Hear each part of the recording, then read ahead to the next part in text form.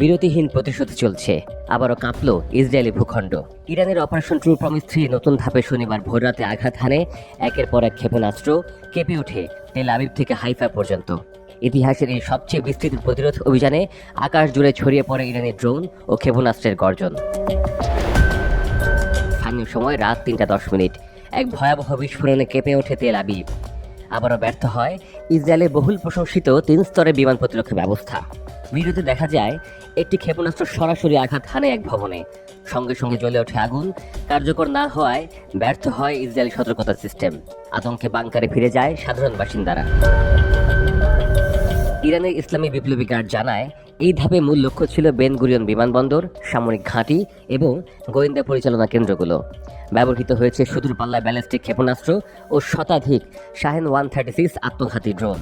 হামলার লক্ষ্যবস্তুগুলো পূর্ব নির্ধারিতভাবে ধ্বংস করা হয়েছে বলে দাবি করেছে আইআরজিসি। শুক্রবার রাত থেকে ড্রোনের শব্দে প্রকম্পিত হয় পুরো অঞ্চল। হাইফা বন্দরে আঘাত হানার পর ভিডিও ফুটেজে দেখা যায় ধোঁয়ার মেঘ আকাশে ছড়িয়ে পড়েছে।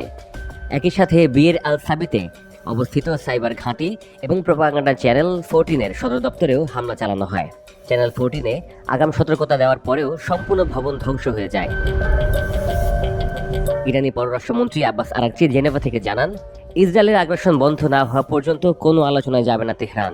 তার ঘোষণা, এই পবিত্র প্রতিরোধ জনগণের সমর্থনে বিজয় নিয়েই শেষ হবে। মধ্যপ্রাচ্যের আকাশে এখন বারুদের গন্ধ, আতঙ্ক আর প্রতিশোধের হুঙ্কার। অপারেশন ট্রু প্রমিস 3 এখন শুধু হামলা নয়, এটি এক চলমান যুদ্ধ ঘোষণা। পরবর্তী ধাপ কখন কোথায় আঘাত হানে সেটাই এখন সময়ের অপেক্ষা। আমরা চোখ রাখছি প্রতিটি মুহূর্তে।